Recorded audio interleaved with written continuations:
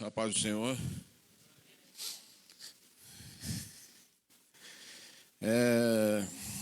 Ontem, quando o Salvador colocou sobre a abertura, né? Eu senti no coração de fazer, mas será que sou eu? Será que é ele? Quem será, né? E aí eu fiquei quase uma hora, eu estava voltando do Mato Grosso, e lá não pega sinal, e depois de uma hora ninguém tinha respondido. Aí eu coloquei, eu posso, né?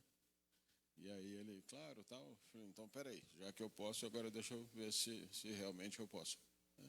Mas, enfim,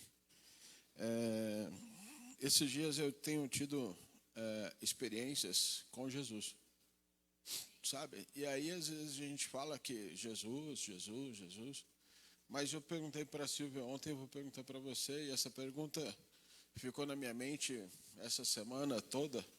Quem é Jesus? Quem é Jesus para você? Jesus é o cara que cura uma dor de cabeça? É o cara que cura o leproso? Jesus é o cara que te abençoa? Quem é Jesus? Jesus é minha muleta? A hora que eu preciso, socorro, Jesus. Mas a hora que eu não preciso, eu esqueço? Quem é Jesus, né? Assistindo algumas pregações recentes, semana passada, ou alguma coisa assim, e indicada pelo pastor Veronese, e ele dizia assim: chama ele para dormir junto contigo, chama ele para viajar junto contigo, né? E aí eu comecei a fazer isso. Então, por exemplo, esses dias eu tive em Mineiros, Goiás, eu fui pousar num hotel lá, porque eu levei um cliente e estava voltando. E Jesus, vai comigo na viagem. E aí foi engraçado que foi mãe e filha, e elas foram no banco de trás, o banco da frente não tinha ninguém. Não, tinha. Talvez eles não viram, mas estava ali. A hora que eu entrei no quarto, era um quarto meio escuro. Tá, beleza, mas era um negócio meio sombrio. Jesus, né? Com todas as luzes apagadas, ficou claro. Sabe? A presença dele ali mudou todo o ambiente. Mas, tipo assim, Jesus parece ser algo muito simples, né? É corriqueiro, você deveria ter essas relações com ele. E eu quero dizer que por muito tempo eu não tive. Por muito tempo, eu fui nascido numa instituição religiosa que é Deus Pai. Esse é o cara, entendeu? Jesus é seu filho. Mas depois tem o Espírito Santo. Quem é o Espírito Santo? É o vice do vice, né? Então eu tinha alguns bloqueios. Mas o meu maior bloqueio é entender que eu sou a noiva de Cristo. Esse era o meu maior bloqueio. Mas por quê? Vão entender. Quando criança, eu sofri 2 abusos. Tá? Não preciso entrar em detalhes aqui. Então, para mim ter um homem, como eu sendo a noiva dele, não consegui entender. Não consegui entender dessa forma.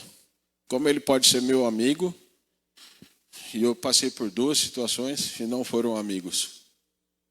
Então eu conseguia ter um relacionamento com Deus, se é que eu posso dizer isso, com o Espírito Santo, mas com Jesus eu tinha um certo bloqueio. Ora, em nome de Jesus, ok, beleza, mas a amizade com Jesus era um bloqueio muito grande, né? Pastor Marcos já mostrou muitas vezes que quando a gente morrer, vai ressuscitar num corpo glorificado, não vamos ter sexo. Então hoje eu tenho tido esses dias um relacionamento com Jesus, mas como amigo, sabe?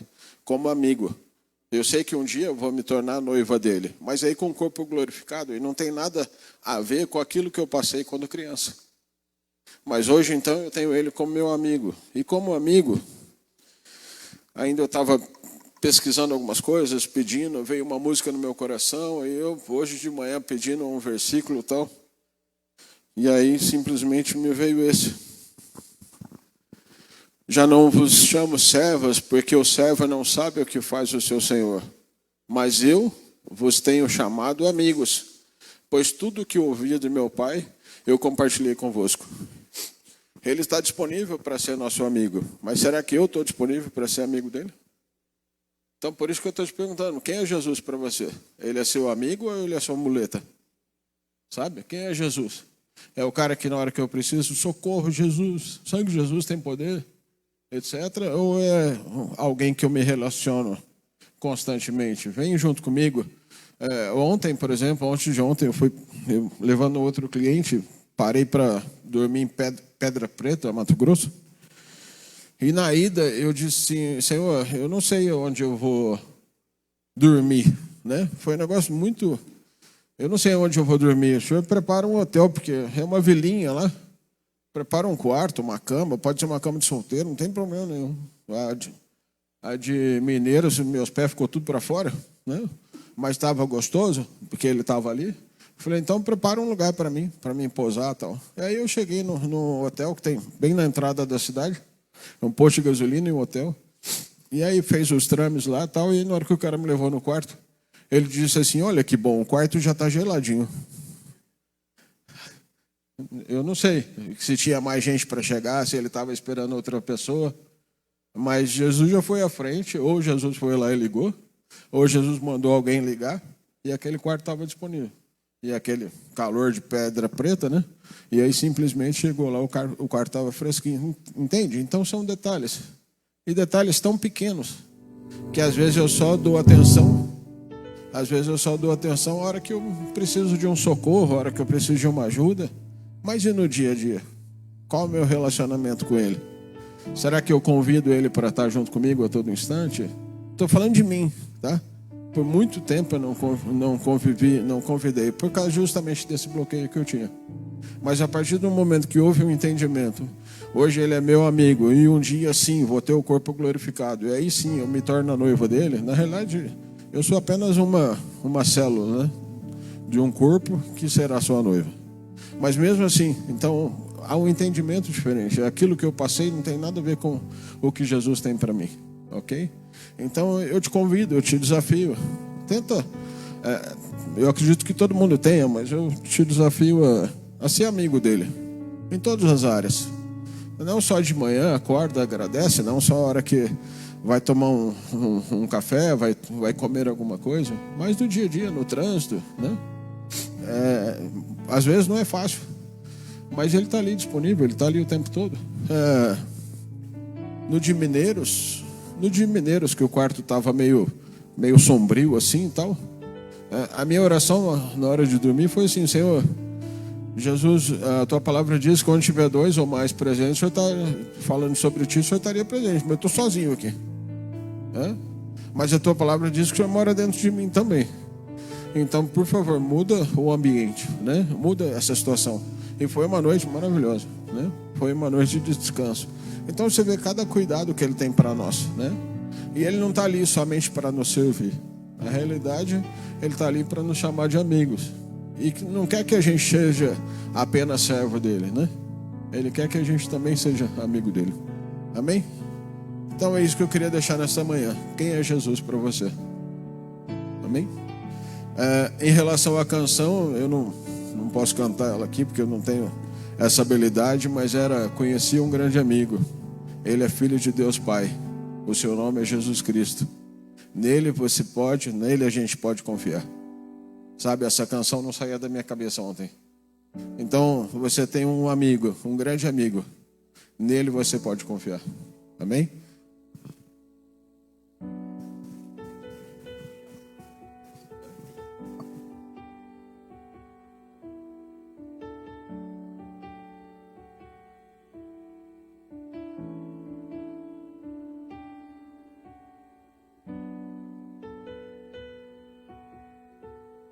Irmãos, agora sim, a paz do Senhor.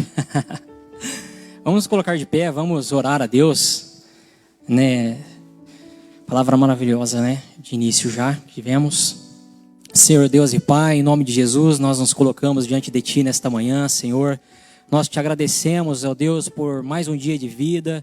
Nós te agradecemos por essa oportunidade. Te agradecemos por cada irmão que aqui está, Senhor. Louvado e engrandecido seja o Teu nome, ó Deus. Senhor, agora passaremos a conhecer um pouco mais, Senhor, do apóstolo Paulo. Deus, eu peço que o Senhor esteja me capacitando, me guiando, Senhor, no que o Senhor tem para falar hoje, através da sua palavra, Senhor.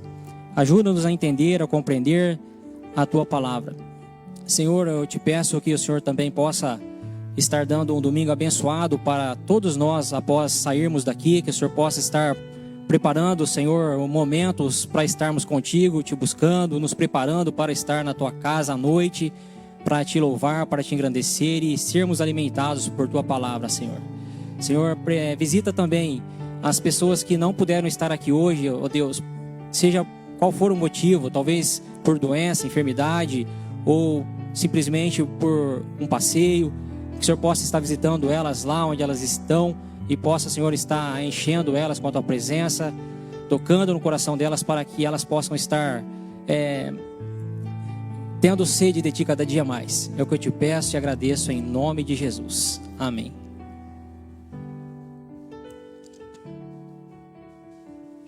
Deixa eu me organizar aqui.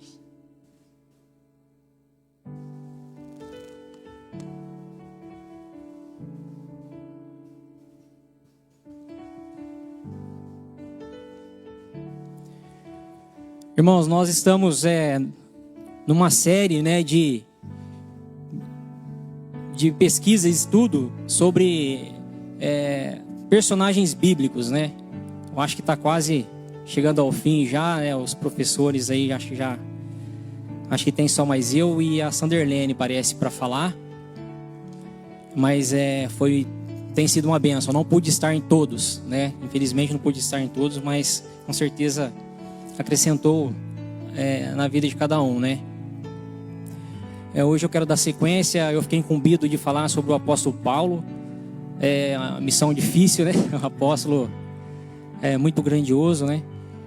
E assim, estamos estudando os personagens bíblicos, né? Mas nós temos que saber que o personagem principal da Bíblia é Jesus. Desde o Antigo Testamento, Jesus já é mencionado de forma figurativa e no Novo Testamento de forma realmente bem notória, né? Então, o personagem principal que nós temos na Bíblia é Jesus, né? E com os personagens a gente aprende com eles. Então, é importante a gente conhecer os personagens, a história deles, porque facilita depois a nossa compreensão da palavra. Então, vamos dar início.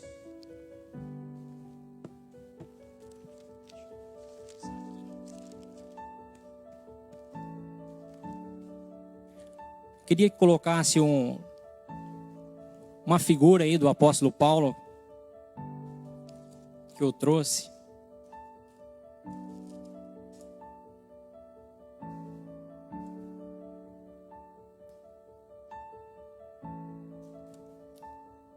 Tá aí, é uma figura meio que talvez fictícia, né?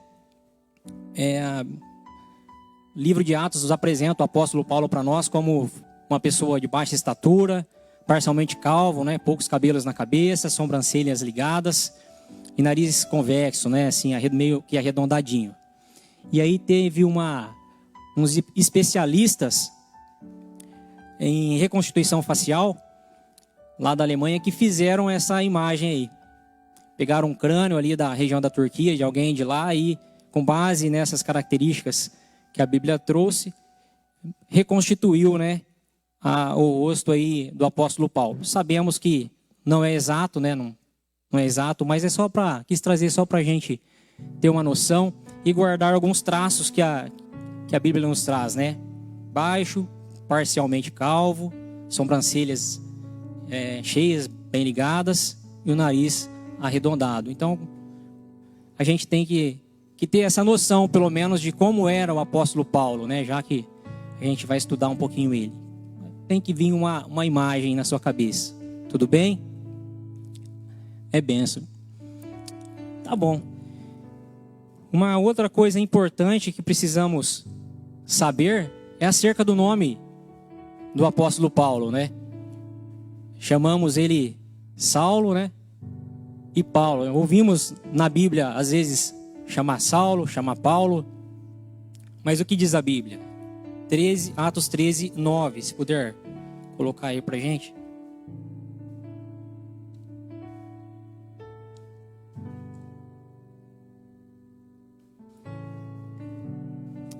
vai dizer lá: todavia Saulo, também chamado Paulo. Só a primeira parte mesmo. E quem quiser a Bíblia aí, quiser abrir, né? Todavia Saulo, também chamado Paulo. Então, o apóstolo Paulo, o nome dele é Saulo, né? E é um nome judaico, né? E significa desejado. Desejado. Então aí nós temos que saber que cada nome tem um significado. O meu nome tem um significado, já é de conhecimento de vocês, né? Quem não pesquisou ainda, tem essa curiosidade, pesquise lá o significado do seu nome, né? E todo nome tem um significado. E o nome Saulo significa desejado. E a gente pode pensar, refletindo um pouco nisso, né? Pensar assim que o Senhor está no controle de todas as coisas. Nós sabemos disso. Está no controle de todas as coisas, né? Mesmo antes de Saulo existir, o Senhor já desejava ele. Já desejava. E já deixou essa marca. Já deixou isso registrado. Já nos seus pais, mesmo de forma inconsciente, né? O Senhor já tocou para que eles colocasse o nome dessa pessoa que teria que fazer essa grande obra que nós vamos conversar acerca das nossas aulas, da grande obra que Paulo fez, né? O Senhor já pensou até no nome e já sabia as características que teria que colocar nessa pessoa, o nome. Então Saulo já foi um desejado do Senhor desde antes dele existir, eu penso assim. E Paulo é um nome romano dele. Saulo é um nome judaico e Paulo é um nome romano, né? Um codinome, um apelido, digamos assim, né? Então, acerca do nome, praticamente é isso que a gente tem que entender, né? Que depois, ao longo da história, a gente vai ver que nesse tempo, antes da conversão, todos só conheciam Saulo, nome judaico. Mas depois da conversão dele, nós vamos ver que a Bíblia se refere, ele mesmo, né, prefere, quando vai escrever as cartas, colocar Paulo disse. A gente vai encontrar Paulo disse, né, marcando assim um novo tempo, um tempo de conversão, né, um tempo assim que ele deixou aquela história, tipo meio que querendo deixar aquela história velha para trás, né, e tendo um novo tempo, deixando uma nova marca. Então, a maioria das vezes é chamado ali Paulo. Ele também utilizava esse nome romano por causa dos privilégios, né, que a gente vai conhecer agora daqui a pouco, né, sobre quem teria a cidadania romana, né? Ela desfrutava, a pessoa que teria a cidadania romana desfrutava de alguns privilégios. A sua origem, né? Ele nasceu, ele é um judeu legítimo. Ele nasceu numa cidade chamada Tarso, da Cilícia, né? Eu gostaria que colocasse aí Atos 21:39, que é onde confirma isso daí, né? Ele nasceu no início da era cristã, né? Nós não podemos afirmar o ano com precisão que ele nasceu, né? Se foi no ano 1 depois de Cristo, 3, 5, 10, não podemos afirmar isso, não tem registros. Mas nós sabemos que ele nasceu no início da era cristã. Lá, Atos 21:39 diz: respondeu-lhe Paulo: eu sou judeu, natural de Tarso, cidade não insignificante da Cilícia, e rogo-te que me permitas falar ao povo. Então, nascido lá. Ele também acrescenta que é uma cidade não insignificante, uma cidade importante, né? Tarso era a principal cidade ali da Cilícia. Era uma cidade conhecida, famosa, né? Uma cidade bela. Era um grande centro cultural lá, né? E religioso também. Havia universidades lá em Tarso. Havia também igrejas, né? Igrejas não, templos. Tinha um templo lá dedicado a Baal. Então, uma cidade também um pouco pagã.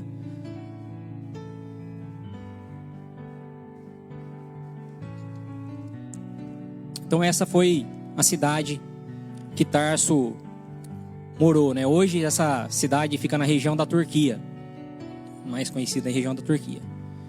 Ele tinha dupla cidadania, né? A gente falou agora há pouco que ele era judeu legítimo, nascido em Tarso. Mas ele também possuía cidadania romana, né? Que ele disse que que ele afirma isso lá em Atos 16:37. Ele tem a cidadania romana. E a forma que ele adquiriu essa cidadania romana não está claro na Bíblia, mas a maioria dos estudiosos acreditam que ele conseguiu essa cidadania romana, né, por ter herdado do seu pai, né? É um status que o seu pai tinha, conquistou, e ele herdou isso depois do seu pai. Mas quais as formas de se adquirir a cidadania romana? É importante a gente saber, né? Obviamente, quem nasceu lá em Roma possuía a cidadania romana, né? É uma forma, né? Também, se a pessoa fosse escravo, ele poderia conquistar, ganhar a liberdade, né? A carta de alforria do seu senhor, e aí ele adquiria a cidadania romana. Ou ele comprasse, esse escravo comprasse essa cidadania romana. Também era uma forma. E também, quando uma pessoa, por prolongados serviços prestados ao Império Romano, como soldado, ele também adquiria essa forma, essa cidadania romana. Então essa é a situação mais aceita, né, pelos estudiosos aí, que Paulo herdou então do seu pai essa cidadania romana, e que lá na frente ele usou, né, desse benefício. Isso acabou beneficiando ele, e tudo, eu acho, que dentro de um propósito de Deus também. E qual que era outra coisa que a gente deve pensar, né? Qual que era, né, a vantagem de ser um cidadão romano? Quais os direitos, privilégios, garantias, né, que um cidadão romano tinha? Então é bastante importante a gente saber, porque quando estivermos lendo a Bíblia, a gente vai ver que ele se utilizou de algumas coisas, né, e para a compreensão de um contexto. Então, quem tinha a cidadania romana, ele tinha direito a um julgamento, caso ele fosse réu de alguma coisa, acusado de algum crime, alguma coisa. Ele tinha o direito, né, a garantia de ser julgado em público, né? Não ia ser julgado numa salinha lá, duas, três pessoas. Era em público, e esse julgamento teria que ser um julgamento justo, né? Então ele teria esse direito. Se ele achasse que nesse julgamento, mesmo em público, talvez ele estaria em desvantagem, ele poderia apelar para o imperador, um outro direito, um outro benefício de ser um cidadão romano. Paulo se usou desse direito da cidadania, se beneficiou, né? Ele viu que ele ia ser prejudicado ali, ele pediu para ser, levado até o imperador da época, né? Ele também, o cidadão romano, ele tinha o direito de não ser flagelado ou açoitado, né? Não ser condenado ele não poderia ser açoitado. Flagelado é uma palavra que aparece também nas escrituras. E o que é um flagelo? Eu acho que é mais forte do que um açoite, né? O flagelo, os soldados da época, eles tinham aqueles chicotes, eles agrediam, né? Batiam nas pessoas, e ele era de couro, e na ponta tinha pedaços de ossos. Então a pessoa apanhava com aquilo lá. Isso daí era um flagelo, né? Onde batia aqueles pedaços de ossos, arrancava até, além de cortar, né? Arrancava às vezes pedaços, fazia cortes profundos. Então era uma agressão muito violenta. E o cidadão romano, ele não poderia ser agredido, sofrer um flagelo desse, né? Tinha leis que garantia isso, decretos. Então era vantajoso. E quem infringisse isso, né, agredisse, flagelasse algum cidadão romano, ele estaria cometendo um crime, né? Então era bem pesado, era um direito maravilhoso, né? Ainda mais naquela época que nós não tinha tantos direitos como nós temos hoje.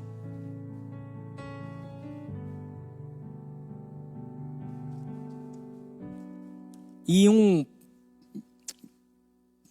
privilégio maior que eu acho, que é o mais significativo é que o cidadão romano ele não poderia ser condenado à morte por crucificação, que é uma das mortes mais doloridas, sofridas que existe, né? Imagine colocar uma cruz aqui no chão, deitar você lá, né? Pegar lá um pedaço de um prego, de uma parte de aço grande, marretas, bater aqui no seu punho, né? Quebrando os seus ossos a cada batida, né? Então tinha esse sofrimento. Também os pés. E também para agilizar a morte dessa pessoa, a morte por crucificação, autorizava quebrar os ossos da tíbia, ali, da canela, ali, das partes baixas, para acelerar o sofrimento e a morte, né? E por fim, ainda depois de feito tudo isso, que a pessoa estivesse pendurada no madeiro, ela morria por asfixia, né? Não conseguia respirar, dor, sangramento, e ali ficava de 3 a 5 horas, né? Dependendo do flagelo, poderia demorar mais tempo ou menos tempo. Então o cidadão romano ele já não poderia estar passando por isso. Então são inúmeras as vantagens de ter a cidadania romana naquela época.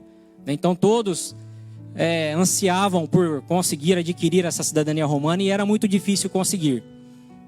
Então são poucos casos, né, nós citamos aqui. Por nascimento, por se for escravo fosse liberto pelo seu senhor e por ter prestado serviços relevantes, né, ao Império Romano na época como soldado. Então somente o militar, né, romano, lá o soldado, poderia conseguir essa cidadania romana caso ele fosse um estrangeiro. E as regalias eram enormes. Então acho que é isso. Sobre a formação de Saulo, qual era a formação dele? Atos 23:3. Como foi a formação dele? Diz lá: então lhe disse Paulo: Deus há de ferir-te. Eu marquei errado? 22:3? 22:3.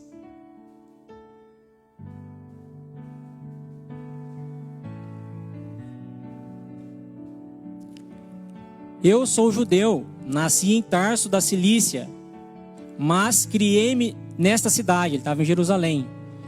E aqui fui instruído aos pés de Gamaliel, segundo a exatidão da lei de nossos antepassados, sendo zeloso para com Deus, assim como todos vós sois no dia de hoje.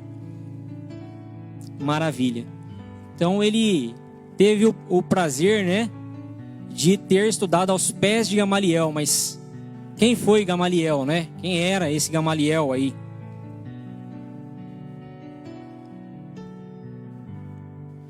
Gamaliel era um fariseu, né? Devoto da Torá, era um especialista na Torá.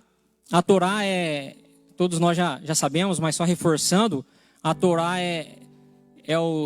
são os cinco primeiros livros da Bíblia, né? O Pentateuco, né?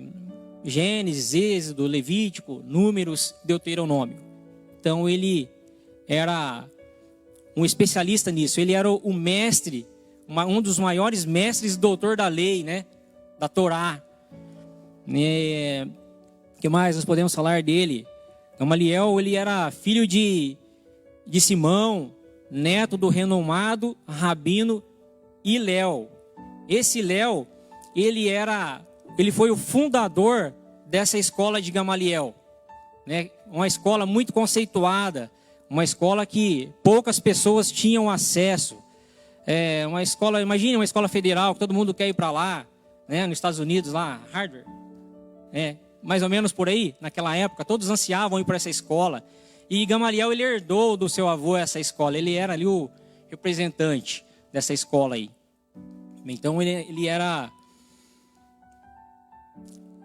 muito assim respeitado, né? Essa escola era muito respeitada. Aí Saulo teve o prazer, o privilégio de ser mandado para lá, mas todos teriam condições de ir para uma escola dessa, né? Nem todos. Eu penso que para estudar numa escola dessa não seria muito barato, né? Como não é hoje barato estudar, né? Numa escola de renome. Não é fácil. Então, por isso também que a maioria dos teólogos, estudiosos, acreditam que o pai dele, que ele conseguiu a cidadania romana por herança do seu pai, né? Ter sido um soldado, né? Talvez por não sei qual cargo, talvez o pai dele alcançou lá, teria um salário um pouco maior, uma estrutura, uma mentalidade mais ampla, né? Que talvez um romano simples ou um escravo não teria essa capacidade de pensar em mandar um filho para um lugar desse, né?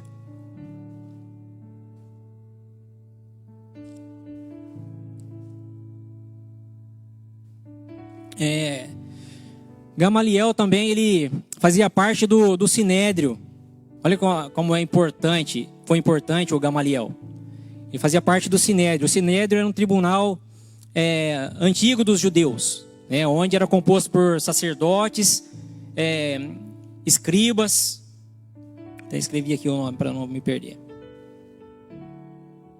Sacerdotes, anciãos e escribas. E ali era julgado assuntos criminais e também cíveis, né? Então ele fazia parte desse sinédrio, um tribunal antigo respeitado dos judeus. Então, para uma pessoa fazer parte, compor isso, com certeza é um profundo conhecedor das leis vigentes, né, da época. Então eu penso que nessa escola de Gamaliel também não aprendia somente as questões religiosas, mas também das leis, né? Imagina um curso de teologia, um curso de direito, fazendo um paralelo com hoje. Era uma escola que oferecia esse tipo de conhecimento, né? E Gamaliel era um doutor nessa universidade, né? Então, Saulo teve o privilégio de estudar numa escola dessa. E com certeza, a qualificação, o aprendizado dele foi enorme, né? O preparo dele foi enorme. Na escola de Gamaliel também eles ensinavam aos estudantes uma segunda profissão, né? No caso de Saulo, ele aprendeu o ofício de construir tendas ali, né? E naquela época construir tendas era um ofício respeitado, né? Como talvez seria hoje uma arquitetura. Então veja a qualificação, né? A instrução que Paulo recebeu nesse lugar, a bagagem que ele recebeu nesse lugar. Então foi altamente preparado, né? Dessa forma, estudando num lugar como esse, não teria outro jeito, né? Outro pensamento a respeito da formação dele. Com certeza ele se tornou um homem culto, né? Um homem relevante, um homem importante ao sair de uma faculdade dessa, digamos assim. Então ele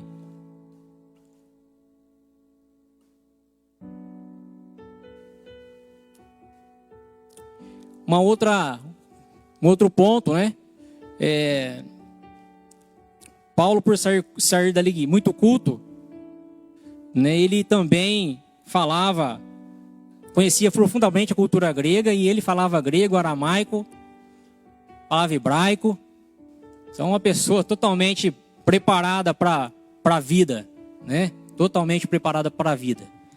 E foi esse que o Senhor escolheu, né? Para uma grande obra que ele estava sendo preparado e não estava nem sabendo. Mas ele era um desejado. E o Senhor prepara os desejados dele. Assim como nós somos também desejados do Senhor, né? E ele nos prepara para a sua obra, para representá-lo, sempre nos prepara.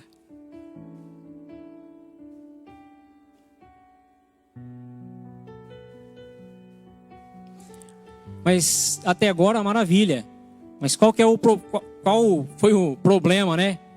Que todos os cristãos enfrentaram com Paulo, né? Com Saulo, nessa época, antes da conversão.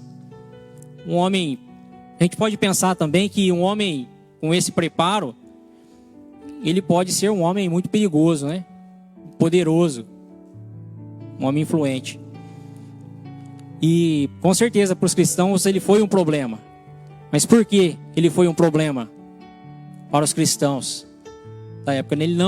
Ele não acreditava que Jesus era o Cordeiro enviado por Deus. Ele não cria nisso. Ele não cria que Jesus, ele veio, nasceu de mulher, viveu nessa terra, caminhou sobre essa terra, operou os milagres, maravilhas e prodígios. Ele não cria que Jesus morreu e ressuscitou ao terceiro dia. Ele não cria na ressurreição de Cristo. Ele via Cristo como um impostor, né? Como um herege, como uma pessoa que queria distorcer a lei de Moisés, né? Ele via como uma pessoa que estava ali para afrontar, né? E não para somar. E aí, por conta disso, ele se tornou o maior destruidor de igrejas, devastador de igrejas, perseguidor dos cristãos de todos os tempos, né? Coloca para mim aí Filipenses, por favor, aí 3, 5 e 6.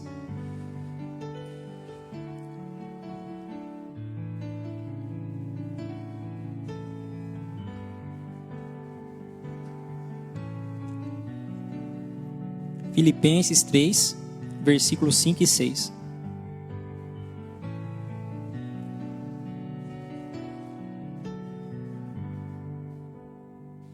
O que era pior também, né?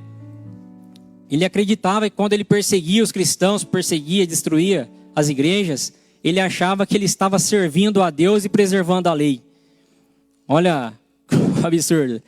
Então, assim, na ignorância dele, ele achava que estava fazendo certo. Ele não fazia isso simplesmente porque ele queria fazer, mas porque ele achava que ele estava fazendo certo, que ele estava servindo a Deus, preservando a lei.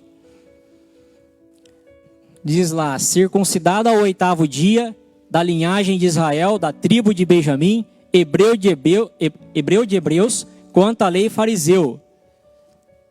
Quanto ao zelo, perseguidor da igreja, quanto à justiça que há na lei, irrepreensível, ou seja, perfeito. Então ele fazia esse trabalho de repressão aos cristãos e à igreja de uma forma excelente. Excelente. Sim, a Bíblia relata em vários, não recordo agora o ponto exato, mas relata que ele, por onde ele passava, ele devastava a igreja, ele assolava a igreja, devastava a igreja, destruía a igreja. Perseguia, prendia os cristãos, matava os cristãos, exterminava os cristãos, forçava os cristãos a negar a sua fé e a negar a Cristo. Forçava os cristãos a blasfemarem contra Jesus. Olha a maldade, né? A maldade, a vontade que ele tinha de aniquilar todos os cristãos, né?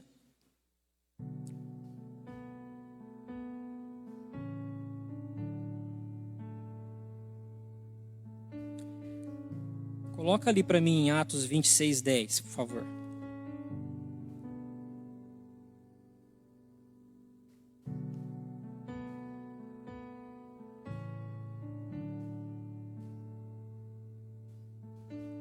E assim procedi em Jerusalém, havendo eu recebido a autorização dos principais sacerdotes, encarcerei muito dos santos nas prisões, e contra estes dava o meu voto, quando os matavam. Olha só, ele também tinha poder no Sinédrio, né? De dar votos.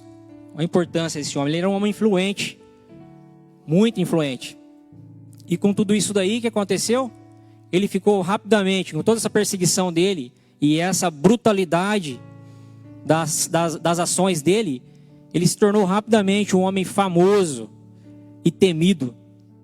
Onde um cristão soubesse que Paulo vinha, com certeza, se Paulo vinha pela direita, o camarada já saía pela esquerda já, né? Porque sabia que ia ser afrontado, ia ser agredido, preso, talvez até morto. Então, olha o nível, né, de crueldade que esse homem chegou. Mas tudo isso achando que estava fazendo certo.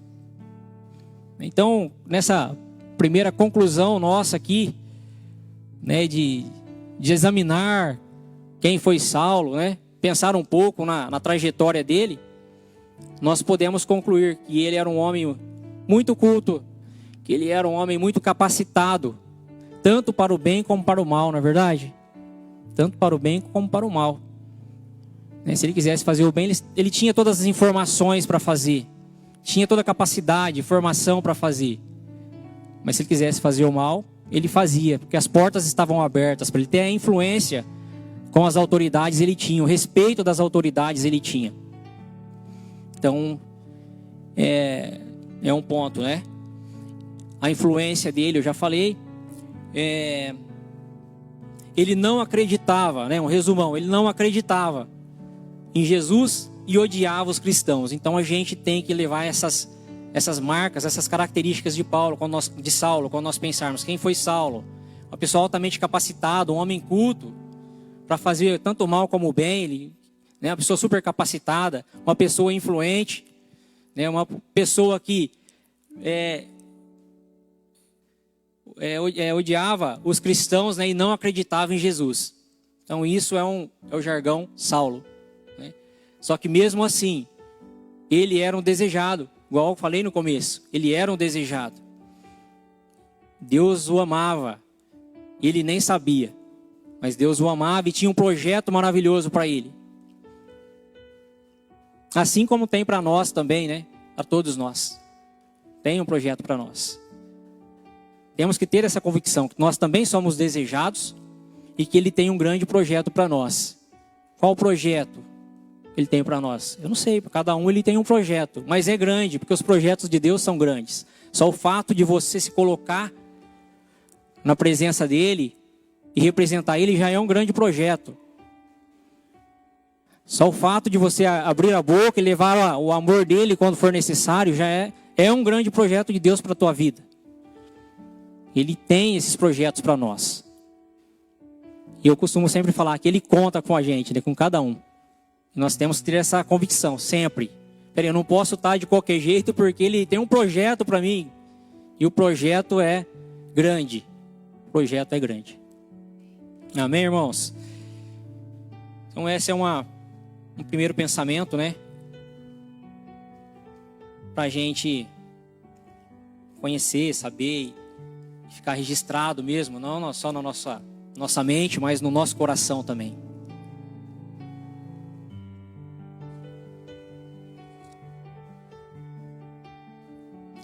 Aí a gente vai entrar na conversão de Paulo, né? Conversão de Paulo. Mas antes da gente falar disso, eu queria dar uma parada para a gente refletir sobre a palavra conversão, né? O que significa, o que seria essa palavra conversão, né? É importante a gente estar sempre ligado nessa palavra. Somos todos aqui convertidos, né? Desejamos um dia estar na presença de Deus, mudar nossos caminhos. Então, a palavra conversão, ela significa mudança de direção, mudança de caminho, mudança de atitude, né? Mudança de linguajar, de costumes, de hábitos. É uma transformação total mesmo, né? E aí nós cristãos, estamos dentro desse contexto, dentro do significado desta palavra? É sempre uma palavra de confronto, né? E às vezes a gente fala, eu sou convertido, mas eu deixei realmente tudo que eu tinha que deixar para trás quando eu aceitei ao Senhor? Aí nós vamos ver aqui que Saulo deixou. E deixou para nós também um legado depois, né? Teve uma mudança muito grande. Do Saulo para o Paulo, né? Teve uma mudança muito grande. E nós? E eu? Júnior antes da conversão, teve alguma mudança? De quando eu era, como eu era antes da conversão, para agora, me auto-intitulando convertido em Cristo? Houve alguma mudança? Essa reflexão eu tenho que fazer todos os dias. Aonde eu posso melhorar? Amém, irmãos? Fiquem com essa palavra, não só hoje, o dia todo, mas todos os dias. se aquilo que eu estou fazendo, que essa atitude que eu tomei agora, será que é uma atitude nova ou uma atitude, é a mesma atitude de antes, que eu não mudei. Será que eu mudei? Por que eu não mudei se eu estou dizendo que eu sou convertido? Talvez eu precise orar mais, buscar ajuda em Deus. Amém, sim. Todos os dias. Eu, para me manter firme e resplandecer essa conversão, esse novo status, eu tenho que estar buscando o Senhor. Porque eu não consigo sozinho. Carnal, não consigo expor, mostrar uma nova vida, uma nova atitude, uma nova direção. Eu não consigo ter essa nova atitude, essa nova direção, esse novo posicionamento. Amém, irmãos? Só para a gente enfatizar isso daí, que nós não podemos esquecer essas questões, né? Saulo, ele se converteu sem a intervenção do homem. Não precisou ninguém pregar para ele, né? Não precisou nenhum homem pregar para ele. Até porque quem que ia ter coragem de ir até Saulo, né? Pregar o evangelho, anunciar as boas novas para ele? Era ir lá e, né, ser preso ou morto, né? Então, sabedor disso, o próprio Jesus teve que se incumbir e fazer o trabalho. Glória a Deus por isso. O próprio Ananias, quando o Senhor apareceu para ele em visão e disse: vá até a rua direita, na casa de Judas, impõe as mãos sobre ele e faça ele tornar a ver. Ananias falou: quê? Eu? Não. Foi em 9:13. Mas obviamente ele foi, né?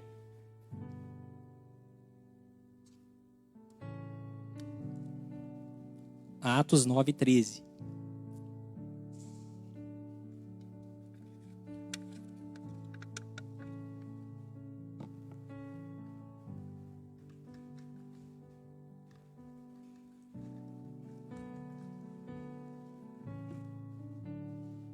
Ananias, porém, respondeu: Senhor, de muitos tenho ouvido a respeito deste homem, quantos males tem feito aos teus santos em Jerusalém. E para aqui trouxe autorização dos principais sacerdotes para prender a todos os que invocam o teu nome. Ele falou: o quê? Está me mandando para o matadouro? Mas ele obedeceu e foi, né? E foi uma bênção. Foi uma bênção.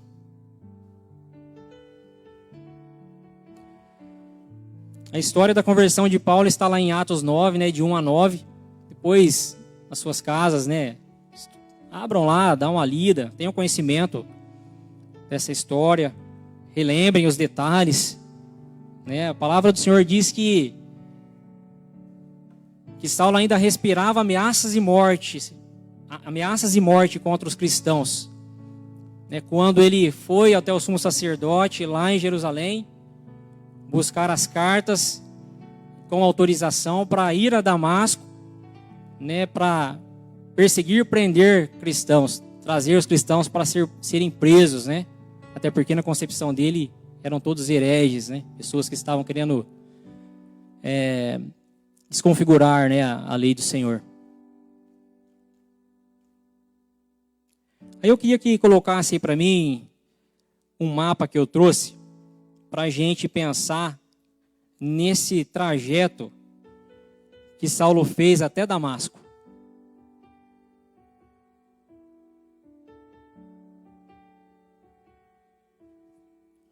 Bom, eu quero agradecer a minha esposa Lanusse, porque ela que fez essas exposições aí, né? Eu dei o mapa para ela lá, ela fez todos os arremates aí. Então sempre realmente sendo uma auxiliar valorosa, né? Sempre. Obrigado. Aí tá aí, ó, imaginem. Ele estava em Jerusalém, não sei se está dando para ver aí embaixo. estava ali, ó. Peguei até a caneta poderosa do pastor Marcos, ó. Aí sim, ó. Ele estava aqui, ó, em Jerusalém, ó. Isso aqui eu dei um print, né? Dei um print lá, eu coloquei no Google Maps, dei um print. Aí deu esses caminhos aqui, ó. Deu esse caminho um pouco mais longe, 377 quilômetros, 5 horas e 22 de carro. De carro, né? Aí deu esse outro aqui. E o caminho mais próximo que deu para nós aqui, ó. Bom, acho que esse aqui de baixo está referente a aqui, né? Mas beleza. Só para ter uma noção. 320 quilômetros mais ou menos, né? Umas 4 horas de carro. Então, Saulo ele saiu, né, com a sua comitiva na intenção de perseguir, prender os cristãos em Damasco, né? Naquela época a gente sabe que não tinha veículos, né? 4 rodas ou 2 rodas, era cavalo, era jumento, era camelo, né? E para levar bagagem e materiais para uma viagem dessa, né? Então, com certeza não era fácil. Não era fácil. Talvez fosse um pouco mais perto se não fizesse as curvas ali das estradas, né, da época agora. Talvez tivesse uma linha reta aí que encurtasse, mas mesmo assim eu duvido que seja mais perto uma linha reta aí do que 250 quilômetros. Né? Para você fazer a cavalo, a jumento ou camelo, né, debaixo de um sol escaldante daquela época, sem pontos de apoio praticamente, né, sem estrutura nenhuma. Imagina a dificuldade que esse homem encontrou, né? Então por aí a gente já vê o tamanho da garra que esse homem tinha, da vontade, da coragem, né? Ele não olhava para as dificuldades, para as circunstâncias, para atingir o seu objetivo, para atingir o seu foco, que era prender a maior quantidade de cristãos que ele pudesse encontrar. Olha o tamanho da obstinação dele, né? Louvável. E é essa obstinação que nós também devemos ter para levar a palavra de Deus adiante, né? A gente tem que ver os pontos positivos dele. Esse estudo é para isso, para a gente ver os pontos positivos, as características que esse homem nos apresenta, para comparar conosco. Se temos ou não temos as características, e as que não temos devemos lutar para ter. Buscar esse crescimento, essa coragem, essa motivação. Então é para isso que serve essa reflexão, né? E nós podemos e ter a certeza, né, que é por essas características que o Senhor o desejou, até também foi Deus que colocou essas características nele. Mas ele foi um escolhido de Deus por essas características, né, e também pela qualificação que ele teve, pelo esforço que ele também empreendeu para a sua formação. E nós também devemos buscar essa preparação, essa qualificação e ter essas características. Coragem, bravura, não ficar medindo esforços para fazer o que tem que ser feito para o reino de Cristo ir avante. Amém, irmãos? Queria só compartilhar esse pensamento com vocês.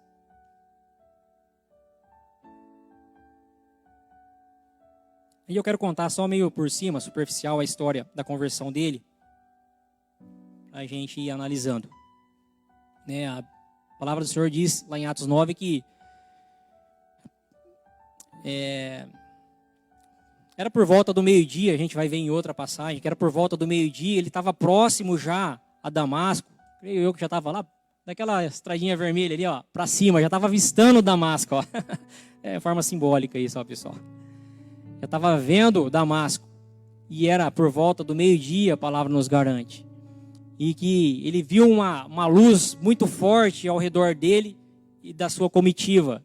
E ouviu uma voz muito estrondosa, muito forte, que lhe dizia: Saulo, Saulo, por que me persegues? E de imediato ele já teve a convicção que aquilo não era algo natural, que já era algo divino já, porque uma luz daquela, uma voz daquela vindo no alto, só pode ser coisa de Deus, né?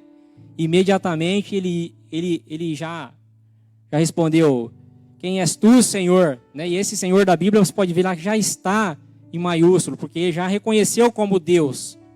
Né? E esse Deus, que ele não sabia ainda quem era, respondeu: eu sou Jesus, a quem tu persegues. Olha que maravilha. O próprio Jesus abordou ele e falou: olha, eu que estou falando com você. E é lógico, a palavra é clara que ele não resistiu àquela claridade, àquela voz, àquele impacto. Imagina a presença do Senhor de uma forma tão grandiosa. Ele teve uma experiência tão grandiosa que ele caiu por terra. Ninguém aguenta a presença de Deus da forma que Deus fez com ele, né? Ele já caiu por terra e ali o Senhor já mandou ele que ele se levantasse e fosse para um lugar lá para a casa de Judas e aguardasse outras orientações. E aí já levaram ele para lá, para a casa de Judas. E ele ficou 3 dias, né? A hora que ele se levantou, ele já não enxergava mais nada. E ele ficou 3 dias sem enxergar, sem comer e sem beber. E também, olha só como foi tremenda essa conversão. Ele também, nesses dias que ele estava jejuando, olha só, jejuando, ele também ficou orando. Porque o Senhor, quando apareceu para Ananias, falou que Ananias ia encontrar ele lá na rua direita, na casa de Judas, orando.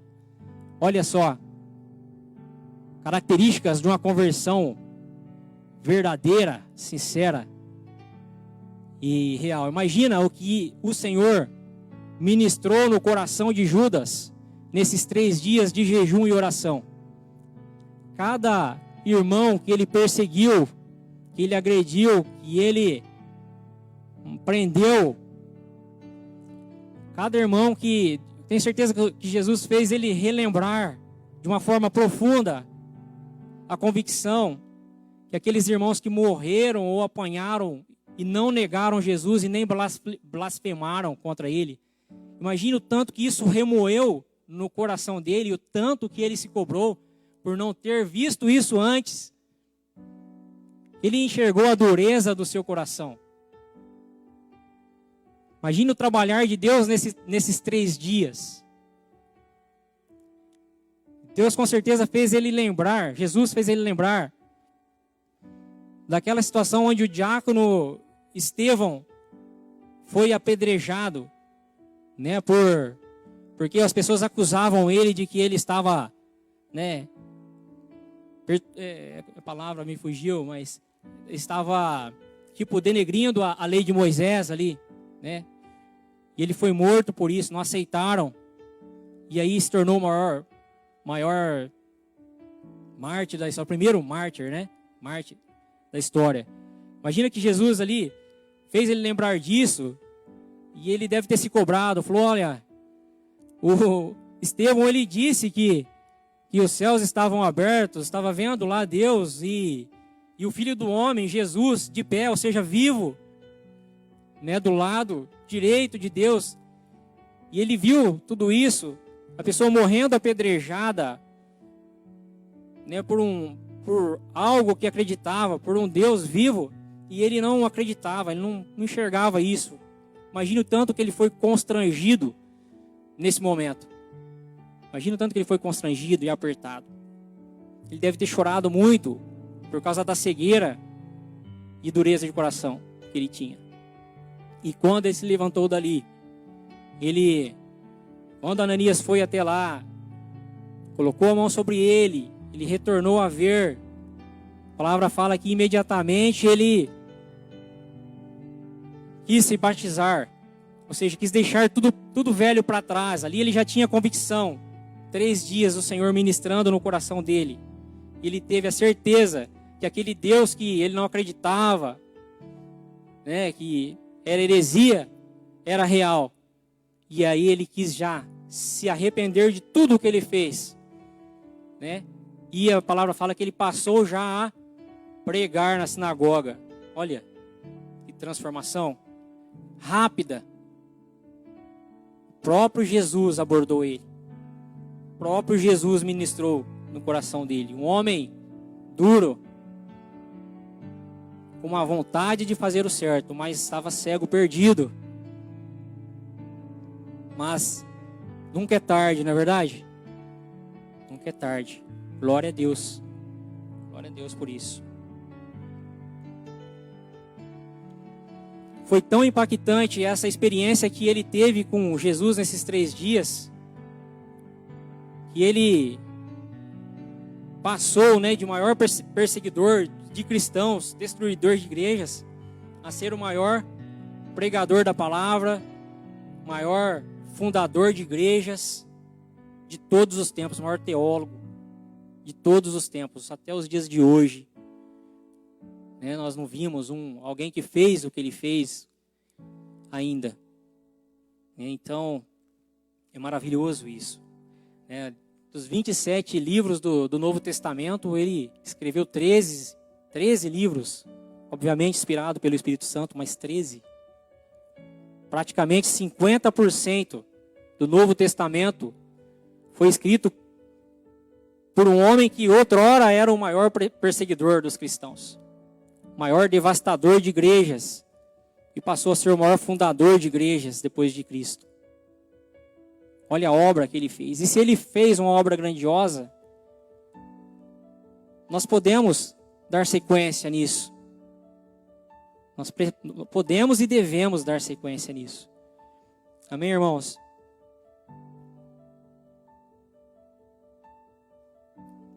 Saulo ele foi chamado para pregar aos gentios. Ele pregava o evangelho da graça, evangelho, as boas novas de Jesus, evangelho da graça. Ele pregava que a fé, e a obediência à palavra ia gerar a salvação nas pessoas. Essas são as boas novas do evangelho. Esse é o que Jesus pregava e prega hoje, está aqui para nós, crermos e trabalhar isso. Crer em Jesus, crer que Ele está vivo e um dia vai voltar, e vai voltar e vai levar aqueles que obedeceram, creram e obedeceram a palavra dele. Porque quando a gente crê, a gente obedece naturalmente. Se eu creio, eu obedeço, é natural. Então aquele que crê em Jesus vai galgar a salvação. Isso é o que todo o Novo Testamento prega, é a mensagem principal que Paulo trazia.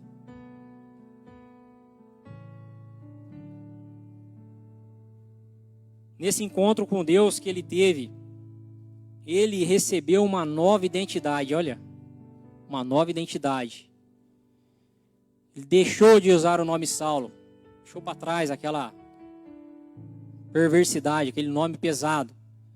Já até preferiu usar o nome Romanos, Paulo, até para não ser tão rejeitado, Como depois a gente vai trabalhar mais isso no próximo domingo.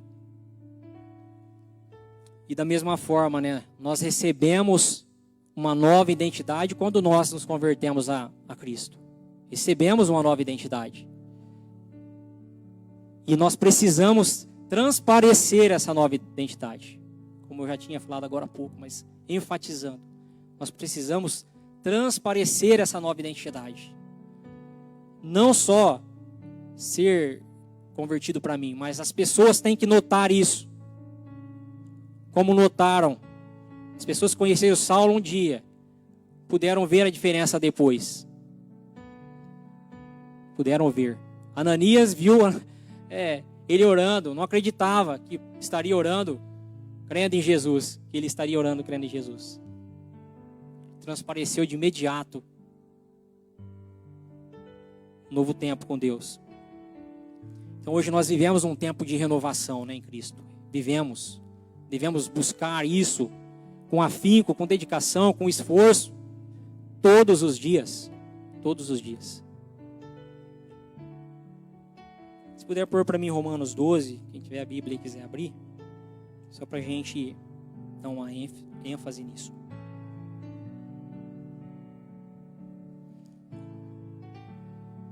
Dois.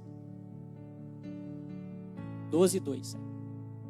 E não vos conformeis com este século, esse tempo de vida que a gente tem. Com a forma como a gente está, a gente não pode conformar. Ah, mas tá bom, não, mas pode melhorar. Eu posso melhorar.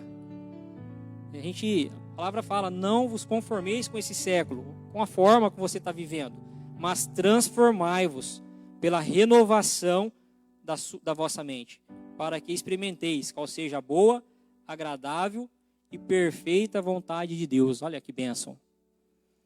Ele tem uma boa, agradável e perfeita vontade para nós. Mas nós precisamos renovar a nossa mente. Nós precisamos renovar o compromisso com Ele todos os dias. Nós precisamos não estarmos conformados com o pecadinho, com a falhazinha. Jamais alcançaremos a perfeição, é óbvio, somos seres humanos. Mas essa preocupação tem que ser, nós temos que ter. Amém, irmãos? Então, eu preparei até hoje, até aqui para falar. Por hoje, eu queria estar encerrando por aqui. E aí, na próxima semana, a gente conversa mais, explica um pouco mais. Porque eu acho que não dá para falar de Saulo correndo. Eu acho que tem que ser devagarzinho. Doses reduzidas. Aí a gente vai, uma reflexão hoje, outra amanhã. E assim a gente vai estar crescendo cada dia mais um pouco. Nós estamos aqui para crescer, buscando um crescimento, um entendimento, uma maturidade. E aí esses princípios, esses conceitos, eles têm que estar massificados em nós. E a escola bíblica é para isso. Tá bom? Quero passar a palavra para o pastor Marcos. Pastor Marcos? Amém. Alguém quer fazer uma pergunta, Fui falando direto, nem lembrei de... Alguém quer fazer uma pergunta? Vocês me perdoem. Vou me empolgando, vou falando, Sem perguntas? Vamos nos colocar de pé, então. Vamos agradecer a Deus,